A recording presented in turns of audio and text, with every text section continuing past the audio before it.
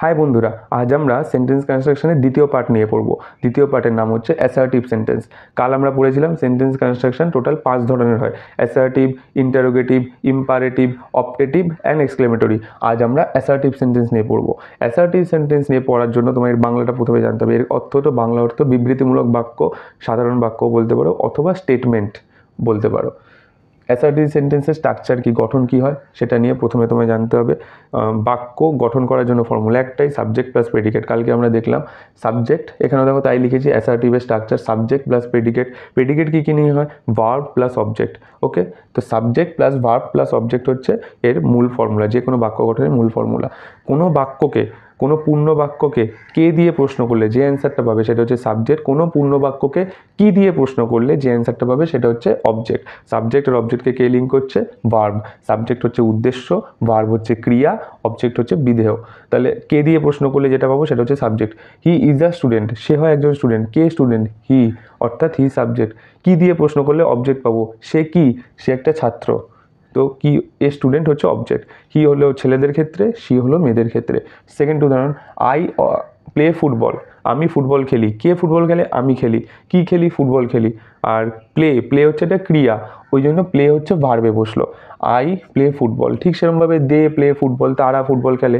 কে খেলে? তারা খেলে। কি খেলে? ফুটবল খেলে। এবং মেন জিনিস যেটা ক্রিয়া হিসাবে কাজ করছে খেলা, সেই জন্য প্লে হচ্ছে ভার্বে গেল। তারপর যে ইউ আর আ প্লেয়ার, তুমি একজন প্লেয়ার। কে প্লেয়ার? তুমি প্লেয়ার। তুমি কি? প্লেয়ার।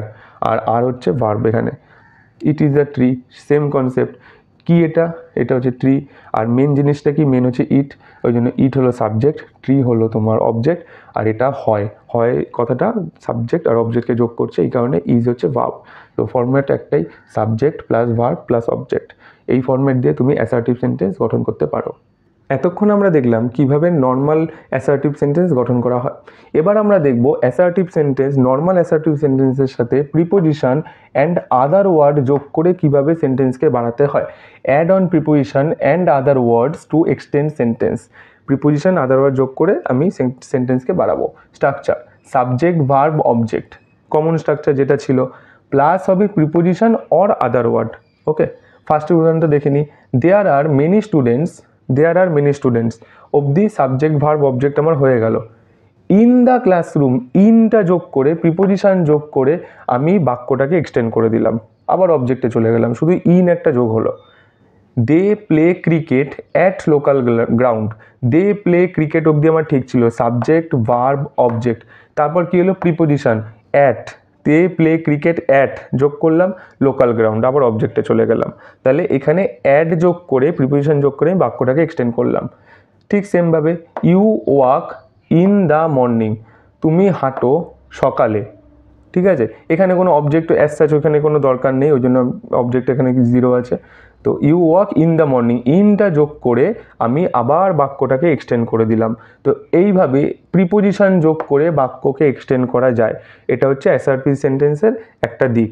ঠিক আছে, এবং প্রিপোজিশন অ্যান্ড আদার ওয়ার্ড বলেছিলাম, প্রিপোজিশনটা হলো অ্যান্ড আদার ওয়ার্ড দিয়ে একটা বাক্যকে যোগ করে আমি এক্সটেন্ড করি। Professor Das cancelled our class, professor Das cancelled our class, এত অবধি সাবজেক্ট ভার্ব অবজেক্ট হয়ে গেল। এবার হচ্ছে আদার ওয়ার্ড যোগ করে বাড়াবো। Yesterday, professor Das cancelled our class yesterday, মানে গতকাল প্রফেসর দাস আমাদের ক্লাসটাকে ক্যান্সেল করেছেন। তো ইয়েস্টারডে যোগ করে জাস্ট আমি বাক্যটাকে এক্সটেন্ড করলাম।